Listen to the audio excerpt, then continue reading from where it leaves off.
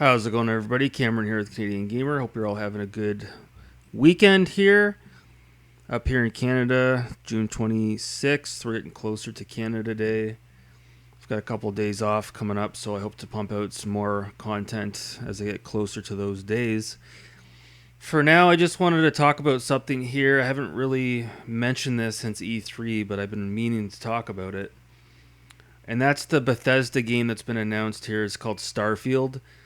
I think we heard about this last year as well. It was briefly announced at E3. Wasn't really much else to go on. But we got a little bit more information this year. And so a few things I want to talk about here. The first thing is the game's coming out like a year and a half from now. It's going to come out November 11th of 2022. The gameplay trailer wasn't really gameplay. It was just cutscenes. You know how it is. It didn't show any actual gameplay, so we don't know really what this game looks like.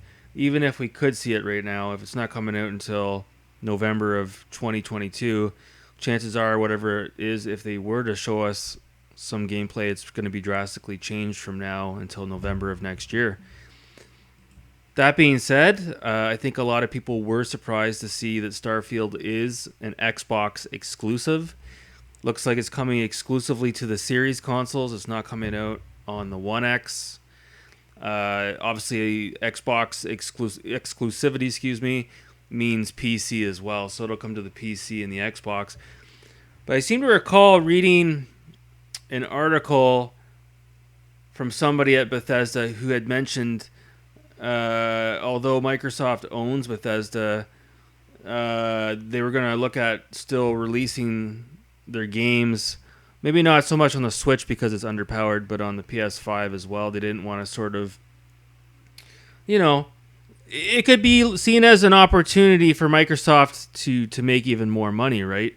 If they open up the Bethesda window to allow their games to be released on other platforms, even if it is PlayStation. It'd be similar to Minecraft, right? It's an opportunity. But here we are today. It looks like this is going to be an exclusive to Microsoft, specifically, again, on the Series consoles and the PC. What do I think about that? I think it's a great time to be on Team Xbox. There's a lot of us out there that have been supporting the Microsoft brand for a number of years. And, at least since 2013, since the Xbox One came out, we've been sort of licking our wounds, taking a lot of heat, getting a lot of criticism from the Sony ponies.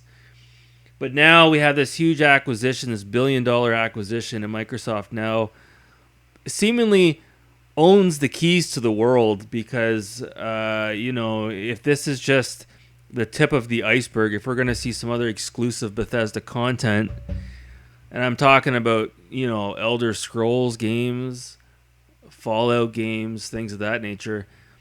That's enough of a momentum shift that a lot of people that own PS5s out there or PS4s may jump over to Xbox. And I'll tell you something. I didn't tell you guys this, but I was tell you guys this now. I was in EB Games in Canada, which is GameStop in the US.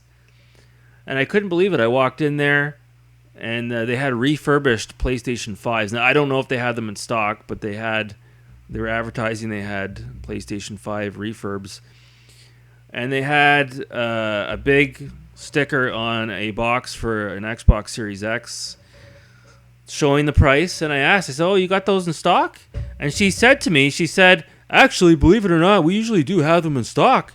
But ever since the E3 Microsoft announcement, our phones have been ringing off the hook, and there's a higher demand now after E3 than there was before. So that tells you something right there.